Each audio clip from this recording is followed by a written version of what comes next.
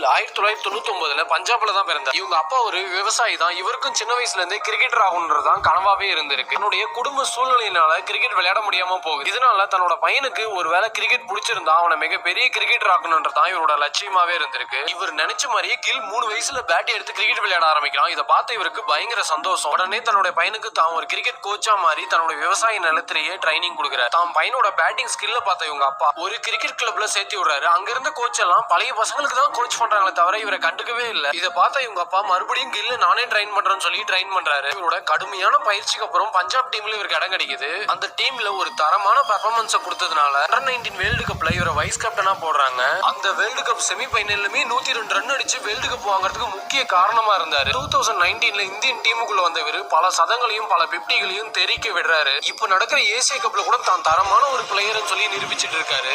இவருடைய அற்புதமான batting skill உங்கள எத்தனை பேருக்கு பிடிச்சிருக்கு?